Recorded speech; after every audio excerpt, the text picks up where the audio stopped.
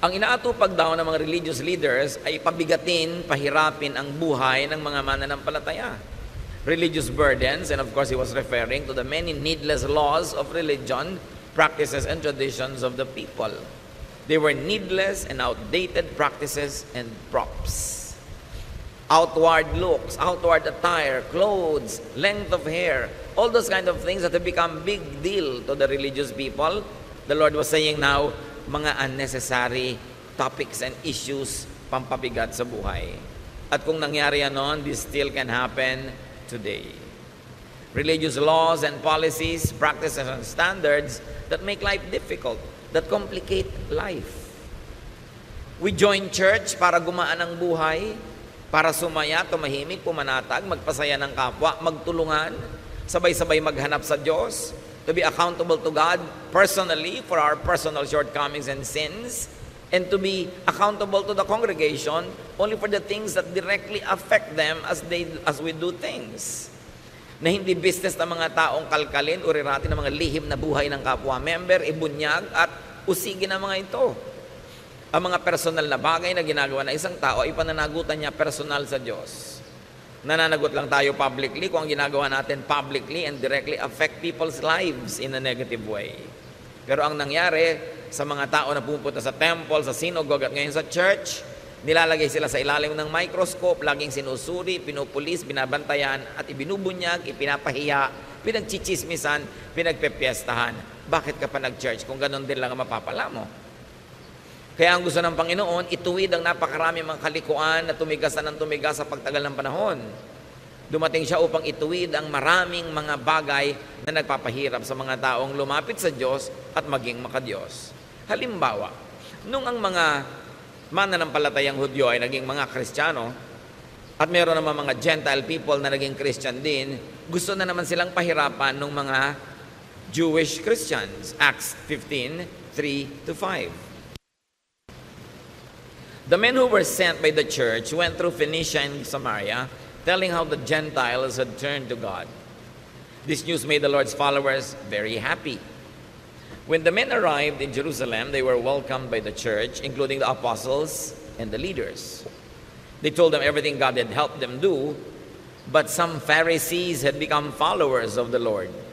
They stood up and said, Gentiles who have faith in the Lord Jesus must be circumcised and told to obey the law of Moses.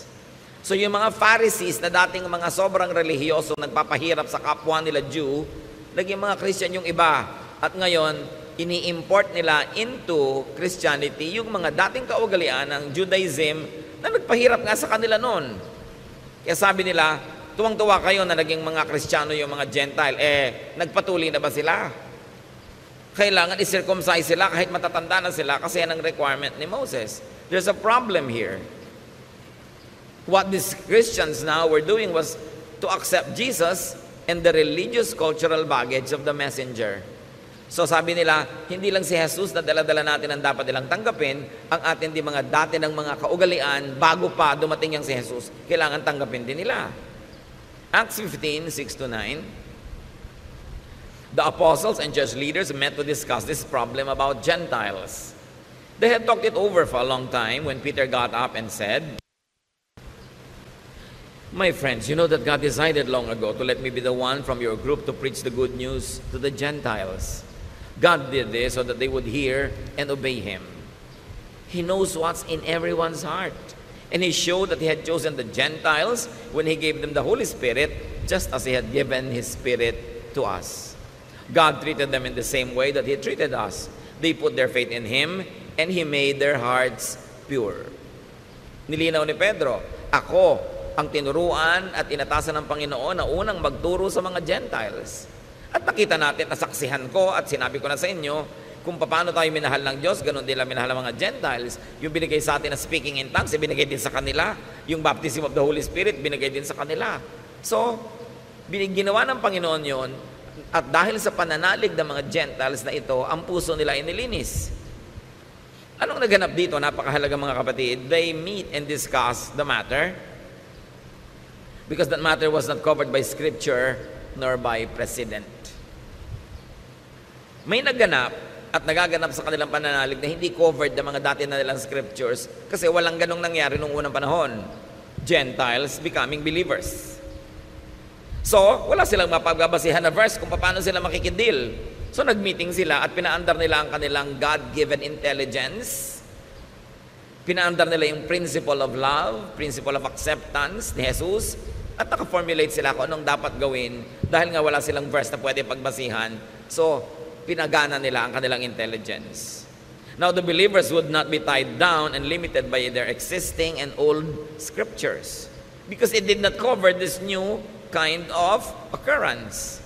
Experience and reason would be used to tackle current issues.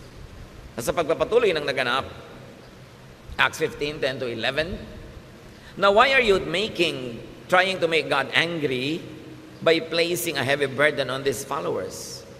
This burden was too heavy for our ancestors, but our Lord Jesus was kind to us, and we are saved by faith in Him, just as the Gentiles are. So here, the leaders who are enlightened were trying to make it clear that they were saved by faith, not by circumcision. Therefore, the Gentiles are also saved by faith, not by circumcision. So why require such a surgical procedure to men who are already quite of age? So Peter and the group couldn't count the matter as needless and an irrelevant burden. Hindi na kailangan yan, pampabigat lang yan ang buhay at pampahirap sa mga tao para lumapit sa Diyos. Acts 15:19, and so my friends, I don't think we should place burdens on the Gentiles who are turning to God.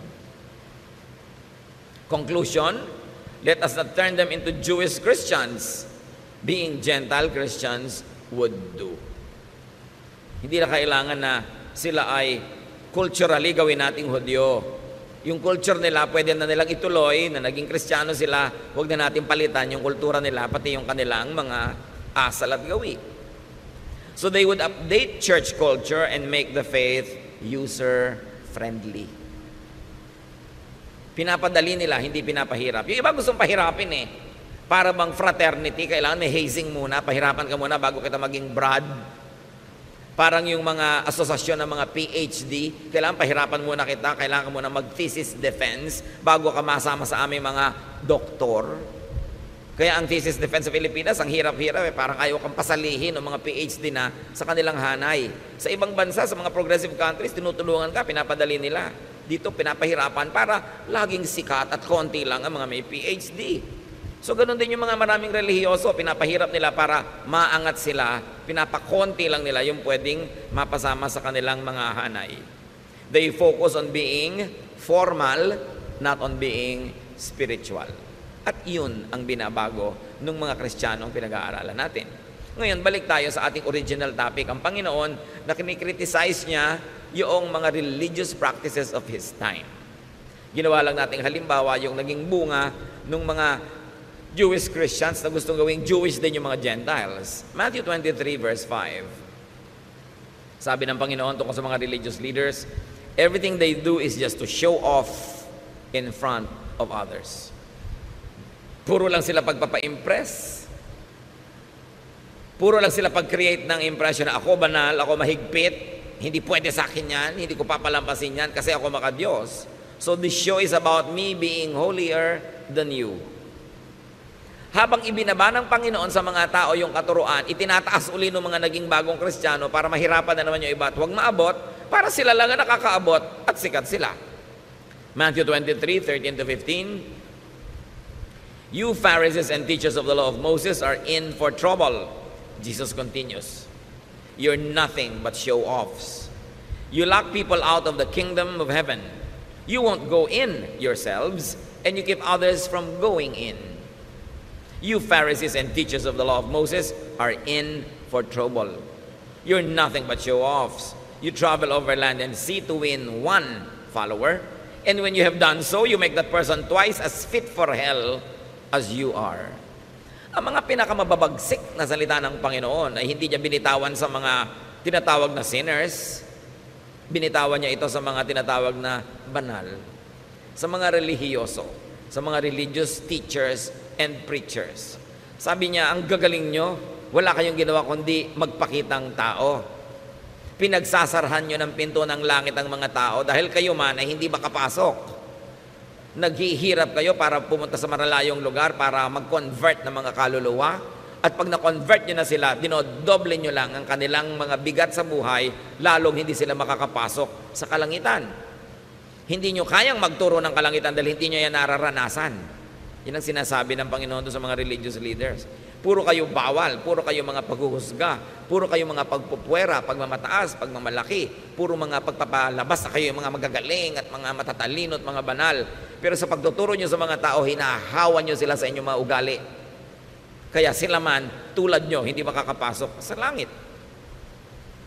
Teachers could, according to Jesus, lock people out of the kingdom of heaven by showing them the wrong door, the door of ritual and other non-essentials, by making them follow invented requirements that will forever render you sinful. Hindi pwede, hindi kasya kahit kailan. Teachers could not go into heaven themselves by not following their own teachings or the truth they know. In their minds, they know the way to God, but in their practices, they don't do it. So hati sila. Iba yung iniisip, iba yung ginagawa. Iba yung public pronouncements, iba yung private life. At walang taong hati ang nakakaranas ng kalangitan o nakakapasok dito dahil ang gusto ng Diyos ikay buo. Kaya nga buong-buo tayong iniligtas buong-buong nilinis, buong-buong sinagip para buong makarating sa Diyos dahil tayo yung mga hati. Nagiging buo tayo dahil sa pananalig natin sa Panginoon. Nagiging malinis, nagganap dahil sa pananalig sa Kanya, hindi dahil sa ating mga accomplishments. Teachers could keep others from going into heaven by discouraging and frustrating an honest search for it.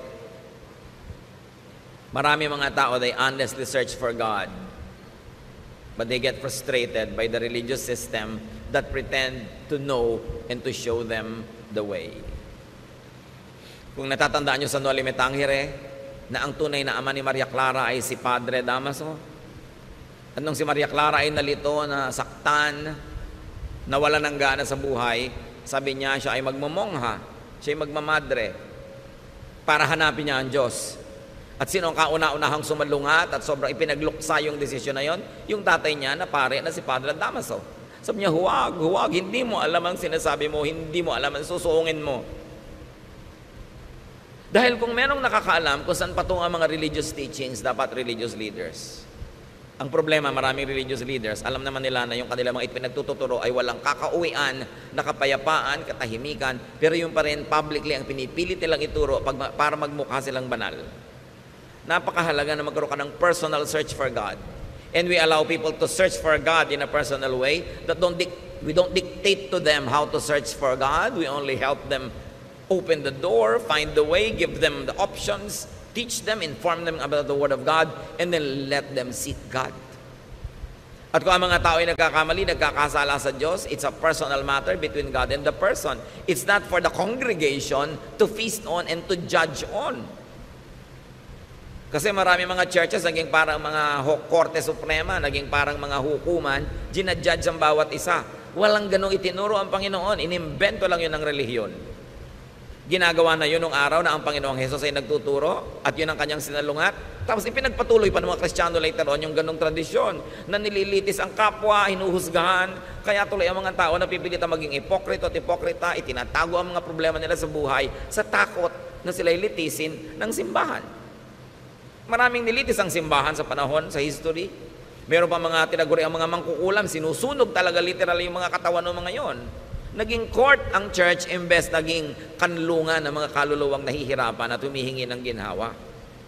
Sa pagpapatuloy, Matthew 23:16-22, the Lord continues, "You are in for trouble. You are supposed to lead others, but you are blind. You teach that it doesn't matter if a person swears by the temple, but you say that it does matter if someone swears by the gold in the temple. You blind fools! Which is greater, the gold or the temple that makes the gold sacred?" May mga particular practices nung panahon na yon na tinuligsa ang Panginoon. Yung sobrang pagiging mahilig ng mga religious leaders sa pera. Love for money, power, and honor. Misguided zealousness could blind religious teachers.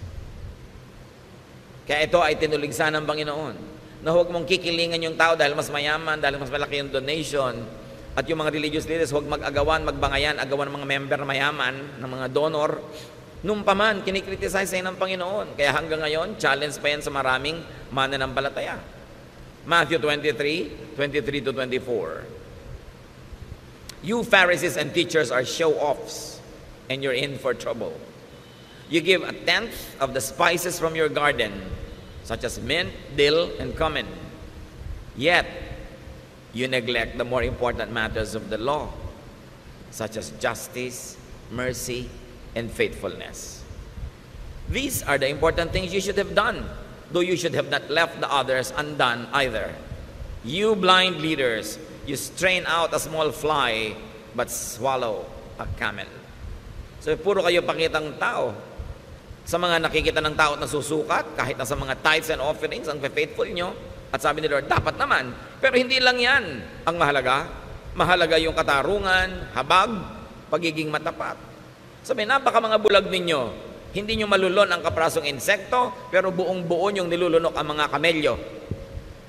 Ibig sabihin, mga maliliit na mga kasalanan ng kapwa, minamalaki nyo, maliit na mga pagkukulang, kala mo kung ano na. Pero yung mas malalaki mga kasalanan, hindi nyo napapansin. Yung mga kasalanan ng yabang, judgmentalism, self-righteousness, pride, misguiding people, selfishness. You don't notice that. Wala kayong napapansin kundi yung babaeng adulterous. Wala kayong napapansin kundi yung mga taong kung nagko-commit ng mga sexual sin na parang sexual sin na lang ang kasalanan sa buong lupa at sa buong buhay. Ang dami pang iba. Pero ang pinanggigigilan nyo, yan lang. Sabing ganon. E totoo naman mga kapatid, sa kasaysayan ng church, hanggang dumating tayo sa present time, merong mga major denominations na talaga namang wala namang pinanggigilan kundi mga ibang mga uri ng pagkukulang ng kapwa, pero hindi nila napapansin yung mas malalaking mga kasalanan. Yung panghihiya, yung pananakit ng kalooban, yung paglalayo ng loob ng mga tao sa Diyos dahil sobrang nilang pinoformalize sa mga bagay. Sabi ni Lord, maliit na insekto, hindi nyo malulon.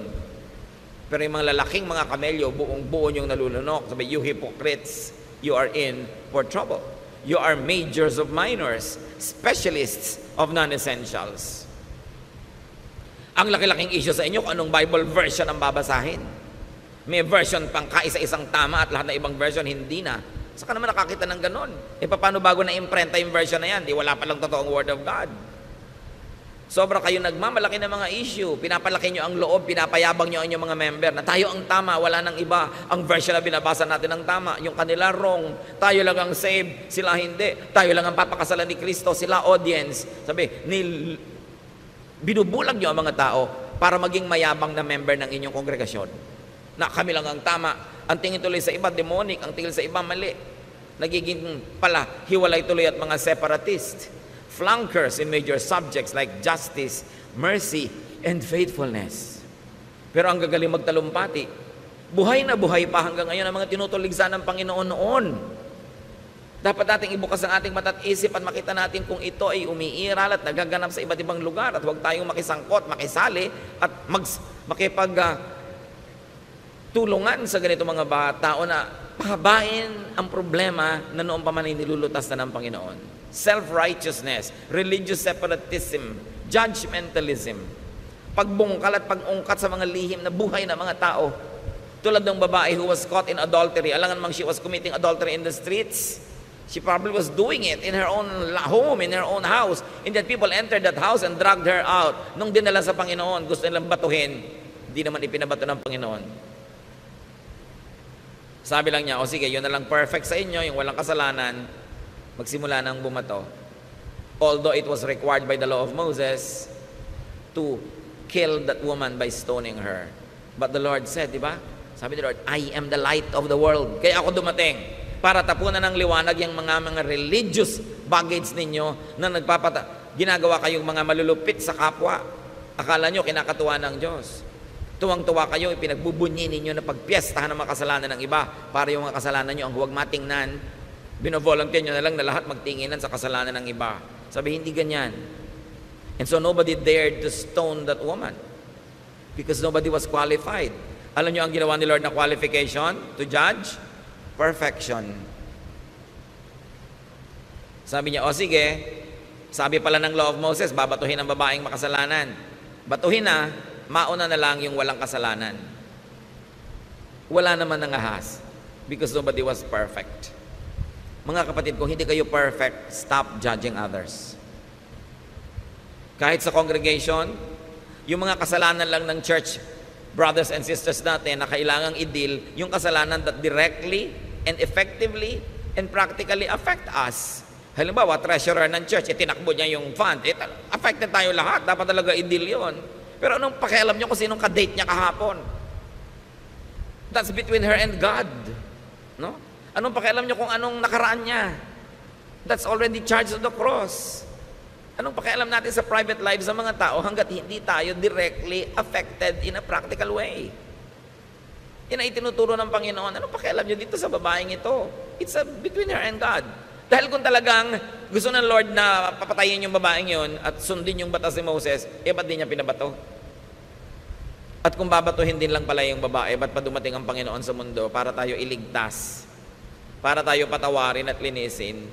Hindi lang tayo inililigtas sa impyerno at sa mga impakto. Inililigtas din tayo sa mga relihiyosong sobrang makialam sa buhay ng kapwa na gusto nilang parusahan yung mga taong gumagawa ng mga private sins. Kung gusto mo maging banal, magpakabanal ka. That's good, that's best, that's commendable. Pero huwag mong sukatin yung kapwa mo sa iyong pamantayan. Huwag mong pilitin yung kapwa mo na maging kasing banal mo. Your life is your business before God. At pag tinanggal mo yun sa iyong ugali, sasaya ang church. Hindi para konsentidihin natin ang isa sa mga kamalian, but you always say, God is not yet finished working on this person. Kung ang mga kasalanan niya ay napaka-private, bakit ko kakalkalin? Ang iintindihin ko yung kasalanan ko, yung kalinisan ko before God. And I will pray for the person, I will give counsel kung hinihingi niya, bibigyan ko ng payo kung hinihingi niya, bibigyan ko siya lagi ng inspirasyon, ng magandang halimbawa sa pamamagitan ng buhay ko, but I will not lecture. I will not judge. At hindi ko siya ititiwalag dahil lang kulang siya. Dahil pag lahat ng kulang, tiniwalag, walang matitira. Gusto ni Lord ituwid yung religious customs ng mga tao. Na kumbaga pag relihiyoso ka, nakakasakal kang kasama, ang hirap-hirap mong kasama sa buhay dahil bantay ka ng bantay ng kasalanan ng iba. Lagi kang may points, may scoreboard. That's not what the Lord wanted. Sabi niya, I came that you might have peace. Sabi niya, don't worry, I have overcome the world. Your sins are charged to me and I am the judge. Don't judge each other. I will judge. Ngayon, kung kayo yung babae na nagkulang at nagkamali, di nyo ba ikakatuwa na ang Panginoon ang judge? Gusto nyo ba na yung mga churchmate nyo ang judge? At kung hindi nyo gusto na i-judge kayo ng churchmates, don't judge your churchmates. Let Jesus judge them. And up to now, Jesus is still Savior, not yet a judge. So bakit natin siya uunahan? Now, religious fanatics could be unjust, merciless, uncaring, and cruel because they kill the opposition or the competition. May mga congregation naman kaya mahigpit, marketing lang nila yon. Para i-market nila ang sarili nila, maka-Diyos, godly, mahigpit. So sa amin kayo mag-member, huwag dyan sa mga maluluwag na yan, walang mangyayari sa buhay nyo. Pero subukan nyo mag-member doon, sa ganun kahihigpit. Subukan nyo lang. Maglingkod kayo ng 20-30 taon. Tama ang hairstyle nyo, yung gupit nyo, yung haba. Tama ang hairline ng inyong damit. Tama ang lahat ng ginagawa nyo. Subukan nyo magkamali after 20 years ng paglilingkod. Sisipain nila kayo. Promise. Tatanggalin nila kayo, ititiwalag nila kayo, kakalimutan nilang kapatid nila kayo.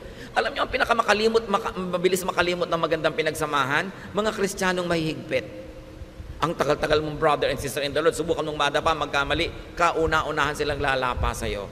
Mahirap sila mga kaibigan, kasi you're only a friend as far as you are holy. Pag nagkamali ka na, hindi na. Mabuti ng mabuti kung kaya mo maging holy 100% of the time. Kaya yung iba, nagpe-pretend tuloy. Nagpapanggap sa takot na matiwalag. Sa takot na mapagpiestahan, ma-bulletin board, mapulpito, maipahiya.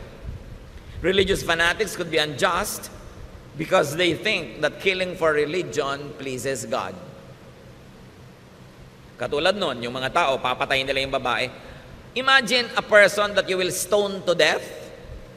Siyempre, hindi naman patay agad yun. Mangingisay-ngisay pa, bubula pa ang bibig, dudugo, magkakapasa-pasa, bato ka pa ng bato. Anong tigas ng puso ang pwedeng meron ka para gawin yon? At bakit mo sasabihin galing sa relihiyon o galing sa Diyos yung tigas ng puso na yon? Liban na lamang, you were brainwashed by religion to think that God is pleased when you kill somebody because that somebody fell short of God's glory. But you can kill somebody in many ways. Hindi mo na kailangang batuhin ang tao. Pagchismisan nyo lang is a kind of murder. Pinapatay mo yung kanyang reputasyon, pinapatay mo yung kanyang happiness, yung kanyang peace, yung kanyang pag-asa. Yung i-judge mo ang isang tao is a form of killing. That's why Jesus said, sige, bumato na lang yung walang kasalanan. In effect, He said, walang pwedeng bumato. Ako lang. At hindi ko binabato ang babaeng ito. So wala kayong karapatang mambato. Teachings can sometimes treat people only as executors and tools of religious doctrine, not as beneficiaries. Nandiyan ka lang dahil kasangkapan, gagamitin, maglilingkod ka. Pero oras na ikaw na yung nangailangan at nagkamali at kinapos ng kamaluwalhatian, isusuka ka na para kang isang basura. You know? Yan ang kinikritisize ng Panginoon. Religions that are big on small things, but are small on the big things that matter. Kaya tingnan ang ugali at ang asal ng isang tao, hindi kung anong version ng Bible ang binabasa niya. Tingnan yung climate ng pagmamahalan, pagsasamahan sa isang kapatiran, hindi kung ano yung uri ng mga kantang kinakanta nila, o kung gaano kahahaba ang kanilang mga palda at buhok. Yan ay sinusukat sa ugali, sa pagkatao, sa epekto sa iyo ng pag-aaral ng salita ng Diyos. Matthew 23:25-28. You Pharisees and teachers are show-offs, and you're in for trouble. Jesus continues. You wash the outside of your cups and dishes, while inside there is nothing but greed and selfishness. You blind Pharisee, first clean the inside of a cup, and then the outside will also be clean. You Pharisees and teachers are in for trouble. You are nothing but show-offs. You're like tombs that have been whitewashed. On the outside you are beautiful, but inside they are full of bones and filth. That's what you are like. Outside you look good, but inside you are evil and only pretend to be good. Can you imagine these words coming out of the mouth of the Son of God? Sabi, akala nyo ang gaganda nyo, ang lilinis nyo, ang gaganda ng costume nyo, tama-tama ang mga haircut nyo, ang inyong mga style, pero mga bulok kayo sa inyong mga kalooban. Dahil puro pakitang tao lang ang inyong relihiyon. Hindi kayo marunong magmahal, hindi kayo marunong umibig. Napakalulupit ninyo sa mga taong itinuturing ninyong kulang sa kabanalan. So there's form more than substance. There's appearance more than truth.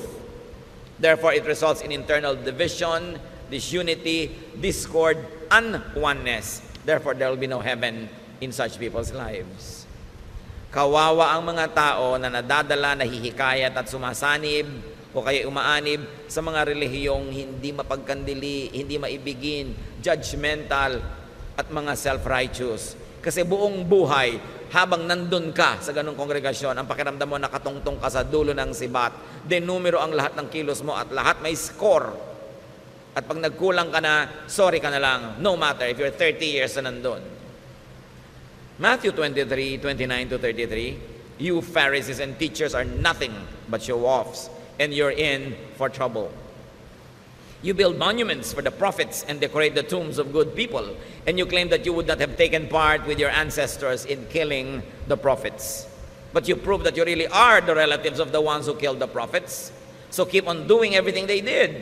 You are nothing but snakes and the children of snakes. How can you escape going to hell?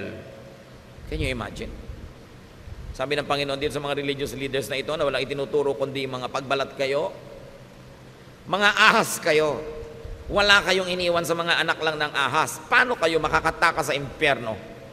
Kawawa ang mga makikinig sa inyo, idadamay nyo lang sa isang magulo, mahirap at mapagkunwaring buhay, at hindi nyo sila mapapayagang pumasok sa kalangitan o maranasan ang kapayapaan sa buhay dahil wala kayong gagawin kundi tadtarin ang buhay nila ng mga requirement nyo na imposibleng masunod all the time. Pinapagaan ng Panginoon ang buhay ng mga tao, pinapadali niya ang pagpasok sa Diyos. So napakahalaga. Prophets teach people new applications of old truths. Kaya sabi, you kill the prophets. Sasabihin nyo pa ngayon, kung nabuhay kayo noong unang panahon, hindi kayo sasama sa pagpatay sa mga propeta ng Israel. Pero sabi niya, sa asal nyo, halatang halata, mga apo kayo, no, mga pumatay sa mga propeta. Kasi pareho kayo na ugali. Alam niyo po, napakaraming propeta sa Israel, pinatay ng mga Israelites sa isang malagim na mga paraan. Sari-saring mga pahirap ang inabot ng mga propeta. Akala niyo ba laging ikinalang ng mga propeta? Pinapatay ng taong bayan sa pangunguna ng religious leaders. Why? Because prophets teach the people new applications of old truths. Pinapalaki ng mga propeta ang pananaw ng mga tao paano maiintindihan yung original na mga itinuro ng Diyos na freeze na, naging fossil na, hindi na bagay sa panahon. So binibigyan ng mga propeta ng mga bagong reading, mga bagong interpretation para ang tao lumaya, hindi para ikulong ang tao, para padaliin ang buhay, hindi para pahirapin, at natetreten yung mga religious leaders dahil yung mga prophet, baka pakinggan ng mga tao, bumaba ang kita ng templo, bumaba ang kita ng mga synagogues, kaya pinapatay nila yung mga prophets. Because prophets bring new revelations. And prophets are not known for being conservative.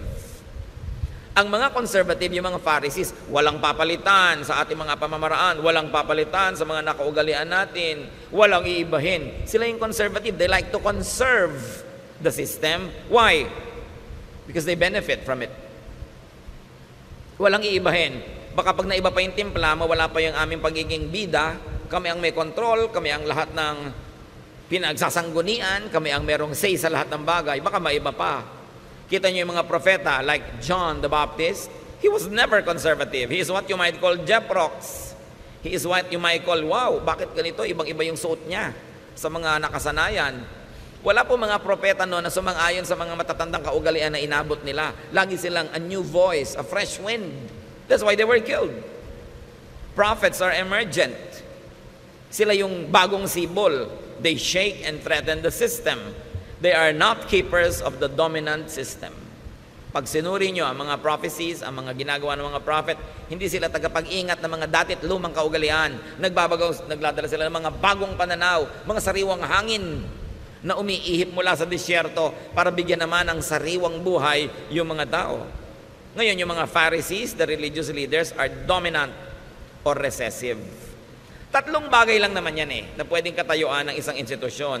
Ikaw yung dominant, nag-ahari, ikaw yung recessive, papalaos, o ikaw yung bagong sumisikat, emergent. And in the scheme of things, the prophets were always emergent. Bagong ideya, bagong application, paglalabas sa mga dating mga kahon, pagpapalaya sa mga dating mga tali, yun ang ministry ng mga prophets. Yung church system, sila yung dominant. Sila yung nag-ahari. At dahil nag-ahari sila, they are conservative. They don't like to change anything dahil baka pag napalitan, mawala yung kanilang pag-ahari. So they fight for dominance and survival. Kaya kung may mga dalawa o tatlong mga dominant group, sila yung naglalaban-labanan kasi ang tingin nila sa mga kaluluwa, market, agawan ng kliyente at customer. At hanggang ngayon, nangyayari yan mga kapatid. Kompetisyon ng mga denominasyon, kompetisyon ng mga relihiyon, paramihan ng member, paramihan ng donor, at walang papalitan dahil nakikinabang yung mga nakaupo at nakaluklok sa present system. The Lord Jesus Christ would never be identified with conservatives. When the Lord Jesus Christ was born, napaka-unconservative ng paraan siyang naipanganak. Napaka-kakaiba, new, revolutionary, at ang mga katuruan niya, napaka-revolutionary. Kung sino yung mga makasalanan, doon siya nakisalamuha. Kung sino yung mga relihiyoso, doon siya umiwas makisalamuha. Kung sino yung mga tinuturing ng mga latak ng lipunan, mga walang sinabi, walang pinag-aralan, yun ang ginawa niya mga disciples. Hindi siya conservative, ever, and I will never be glad to be called a conservative. Kasi lahat ng mga pagbabago sa mundo, sa technology, sa kabihasnan, maging sa espiritualidad, it was always brought about by the new wind of new prophets. Yung reinvention of old truths so that now the people will benefit from it and the people will not be enslaved having to follow a system that no longer works. Nagpapalaya, nagpapalaki ng isip, nagpapaluwag ng buhay, nagpapaluwag ng hininga. Yung mga conservative nagtatali, naggagapos, nagkukulong dahil nakikinabang sila na sila lang yung nangunguna. Matthew 23, 34-36. Sa pagpapatuloy ng Panginoong Jesus, I will send prophets and wise people and experts in the law of Moses to you. So future tense pa, Sabi ng Panginoong Hesus, padadalan ko kayo ng mga propeta, padadalan ko kayo ng mga matatalinong tao, yung mga tunay na magpapalaya sa inyo.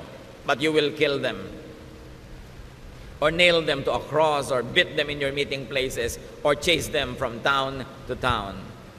That's why you will be held guilty for the murder of every good person. I can promise you that people living today will be punished for all these things. Sabi niyo, alam niyo, padadalan ko pa kayo ng mga magtuturo pa sa inyo, mga bagong ideya, nakakapagpalaya, nakakapagpaluwag ng buhay. Pero alam niyo ang gagawin niyo? Uusigin ninyo. Babantaan ninyo. Le-labelan nyo na kung ano-ano mga labels, tatawagin yung mga demonic, evil, etc., etc. At papatayin nyo kung pwede pa. Sabi niyo, mananagot kayong lahat sa ganyang mga gagawin ninyo. May mga nagtatanong, meron pa ba mga prophets ngayon? Why not? Sabi nga ni Lord, I will send pa future tense pa. Those who insist na wala na, they only probably want to control your thought para sa kanila na lang kayo makinig at hindi na sa iba pa. Pero siyempre, kung meron mang ipapadalang mga totoo, lalo namang marami ipinapadala si Taning ng mga false. Kaya dapat sinusuri. Sabi ni Lord, you will know them by their fruits. Tingnan nyo bunga. Ano ba yung tunay na bunga ng isang guro? Hindi lang yung nangyayari sa buhay niya, mga kapatid ha. Yung nangyayari sa buhay nyo dahil nakikinig kayo sa Kanya. Yun ang bunga. Lumuluwag ba yung buhay nyo? Nagiging mas mahal nyo ba ang Diyos? Mahal nyo ang inyong kapwa? Mas nakakalaya ba kayo? Pero hindi kayo kinukonsinte sa kamalian? Pero hindi naman kayo hinuhusgahan? Hindi kayo pinapahiya, binubulgar? Ano nangyayari sa buhay nyo? Kayo ang bunga. Kaya kayong makakaalam, good teacher ba? Good church ba? Good congregation ba? Tingnan mo sarili mo, anong nangyari sa akin mula nung nakinig ako dyan? Yun ang bunga. Hindi yung, ay ang ganda ng bunga niya kasi tama ang gupit, maiksi ang buhok, malinis ang kuko, laging ganito ang suot. Hindi bunga yun, costume yun. Ang bunga is, how are you affected by the teaching? Because you are the fruit. So ang tanong, may mga Pharisees pa ba ngayon? Natural, marami. At ayaw nila sa mga false prophets. And listen, ayaw din nila sa genuine prophets. Kasi gusto nila, sila lang ang papakinggan. Sila lang ang hinirang ng Panginoon. Ang version lang nila ng Bible ang tama. Ang teaching lang nila ang totoo. Ang church lang nila ang i-honor ni Lord. Maniniwala pa ba kayo sa mga panahon na ito sa ganyang mga kagilagilalas na kasinungalingan? Marketing yan. Gusto nila, sila lang ang ligtas, sila lang ang totoo, sila lang ang tama. Be careful with people that say sila lang ang tama at ligtas at wala nang iba. Yan ang talagang mark, pinakamalaking mark ng kulto.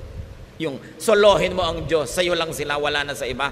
Tatakutin mo yung member mo, kahit gusto-gusto na umalis. Pag umalis ka sa amin, matatagal ang kaligtasan mo. Hello? Dapat mag-isip na ang mga tao. Tapos na ang panahon ng kamangmangan. Ang Biblia ay nababasa na ng lahat ng tao. Napakarami na natin pwedeng malaman kahit na hindi ka mag-Bible school sa mga internet. Although, hindi mo papaniwalaan lahat na babasa mo. Dahil kahit mga sinungaling, nakakapag-post doon. Pero marami ng accessible knowledge, hindi na solo ng mga experts. Kaya ang tao ngayon hindi na mangmang. Hindi na pwedeng dinadaya-daya dahil ang tao marunong mag-isip para sa sarili. At panahon naman para gawin na yon. Dapat ang tao marunong mag-isip para sa sarili. Matthew 23:37-39. Jerusalem, Jerusalem, your people have killed the prophets and have stoned the messengers who were sent to you. I have often wanted to gather your people as a hen gathers her chicks under her wings, but you wouldn't let me. And now your temple will be deserted. You won't see me again until you say, blessed is the one who comes in the name of the Lord. Sabi ni Lord, naku Jerusalem, napakarami mong pinatay na prophet. Napakarami mong binato ng mga lingkod ko na ipinapadala sa iyo. Hindi ko malaman kung mga iba kung bakit sobrang napalaking big fans ng Jerusalem. Samantalang si Lord mismo nagsasabi, Jerusalem, napakarami mong kasalanan. Napakarami mong pinatay na matutuwid na tao. At hindi ba, si Jesus na nga ang kauna-unahang ipinako doon. Yung iba naman parang sobrang nagpapatira pa sa paanan ng mga Hudyo. Na akala mo yung mga Hudyo ang mga anghel sa langit. Pare-pareho lang nila tayong tao, pare-pareho lang tayong mahal ng Diyos, pare-pareho lang tayong ililigtas ang Panginoon. At hindi ka dapat nagpapatira pa sa lahi, dahil lang yun ang lahi niya, dahil siya ay Jew, dahil siya ay taga-Israel. Sabi nga ng Panginoon, naku, napakarami mong pinatay Jerusalem. Napakarami mong atraso sa langit. Ang dami mong iniligaw. Hindi naman natin siyempre magkakaroon tayo ng negative feeling sa mga taga roon, pero huwag ka na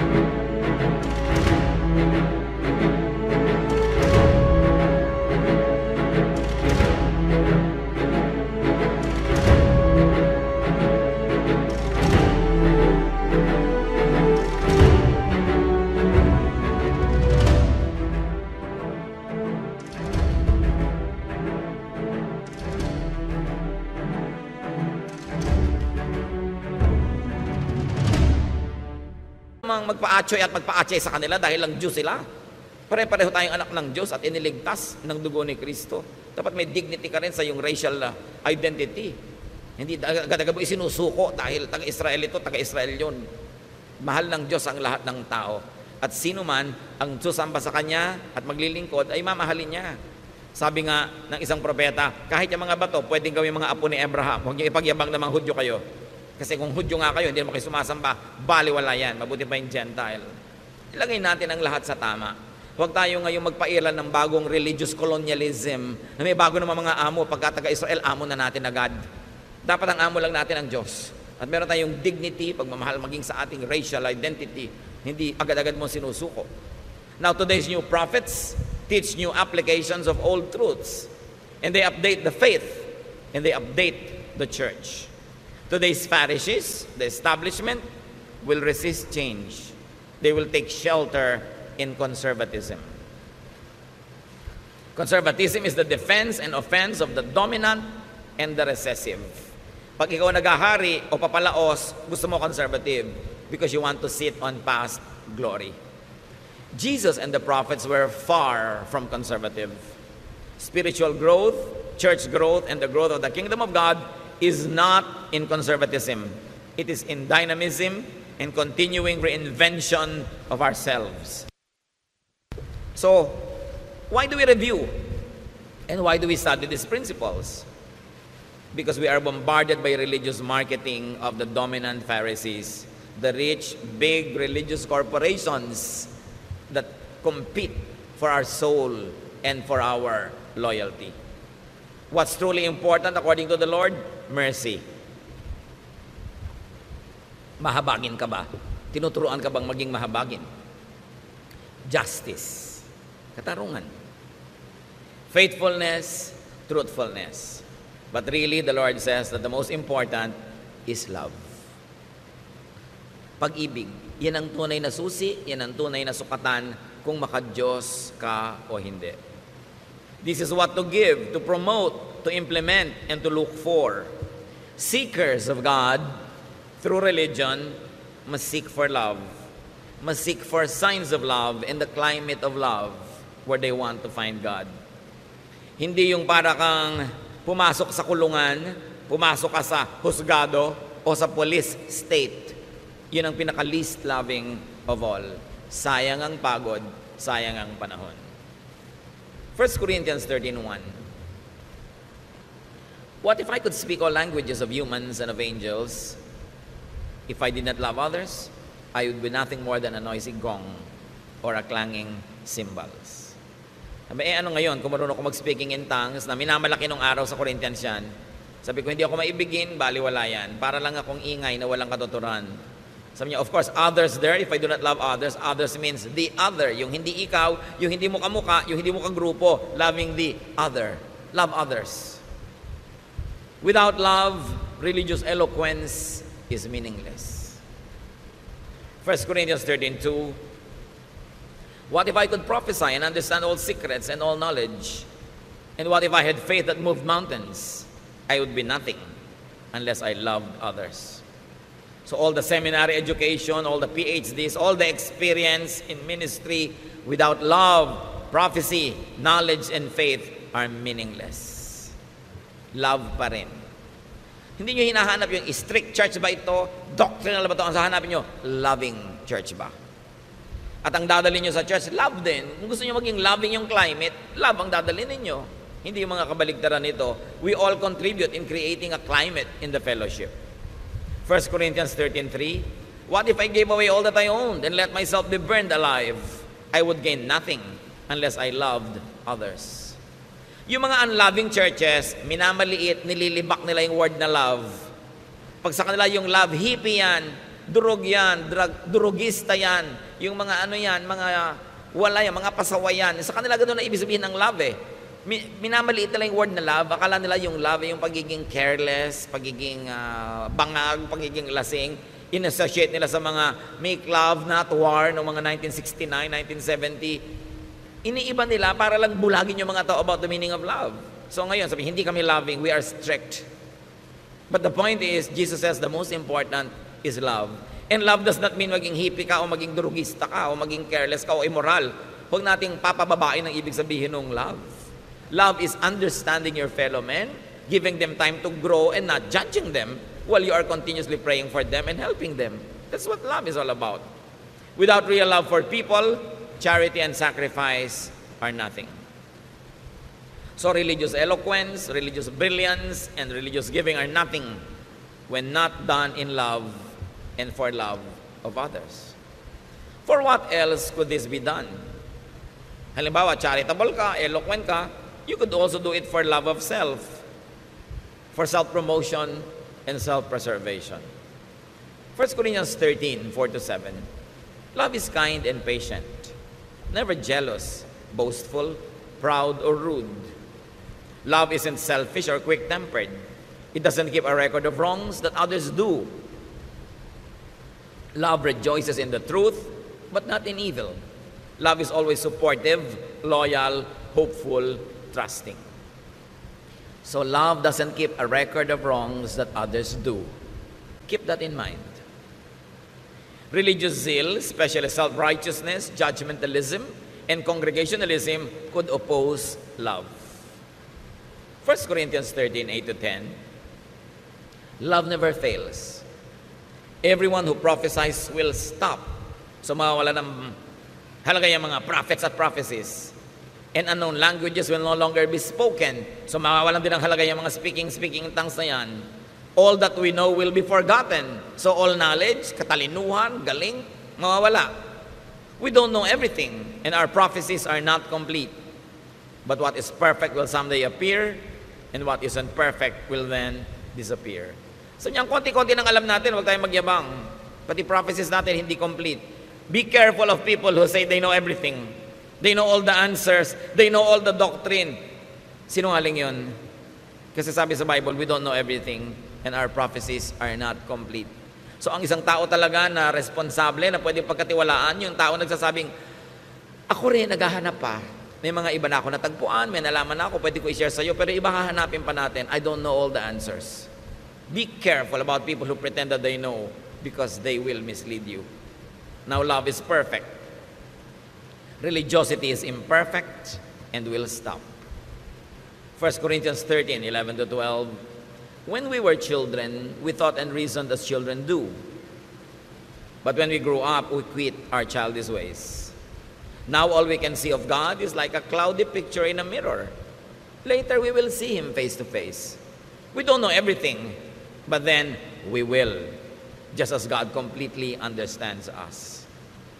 So yan, mga bata pa tayo, especially bata ka pa sa pananalig, bata ka pa sa spirito, isip bata ka, pero dapat dumarating yung time na nagmamature ka. At ang nagmamature naman, hindi ibig sabihin nalalaman mo lahat. Nalalaman mo lang na hindi mo alam lahat. Yun ang ibig sabihin ng maturity. Therefore, you become more careful, you become more humble, and less self-assuming. Sabi, hindi naman natin talaga makikilala ng lubos ang Diyos ngayon eh. Kasi ang laki-laki ng Diyos, ang daki-dakila niya, ang liit-liit natin at marami pa mga takip-takip sa mga mata natin. So sino ang makakapagsabing alam na alam ko, kilala ko ang Diyos, at yung pagkakaalam ko, pagkakakilala ko ang kaisa-isang tamang interpretation. Sabi niya, hindi ganun. Pagdating ng panahon, makikilala natin siya. Pag face-to-face na tayong humarap. Pero ngayon, Sinisikap nating makilala siya. Nobody can pretend to know God completely and to know all the answers. Pero itong mahalaga, sabi niya, kilala tayo ng Diyos. At yun ang dapat nating ipagpasalamat. Alam niya ang ating mga kahinaan, alam niya ang ating mga pangangailangan, alam niya kung paano tayo tutulungan, kahit hindi natin siya lubos na kilala. Religious understanding is progressive. No one should be trapped and frozen in just one stage.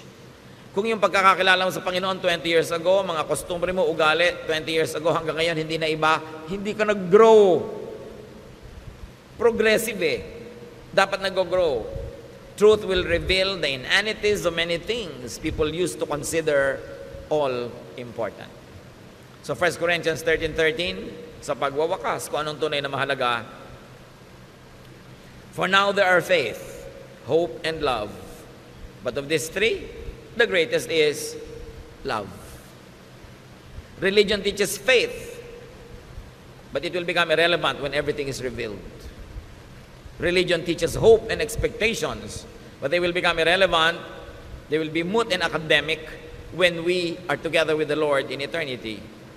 Religion teaches love, which is the greatest, because it will be forever. Yun ang patuloy at in fact, yun ang lalo pang lalago pagka humarap na tayo sa Panginoon at magkakasama na tayo sa kabilang buhay. Why is it the greatest? Because God is love. If you're going to be known for anything, be known for godly love. And if you're going to look for anything important in a fellowship, in a group, look for love. In your family, in your circle of friends, promote love.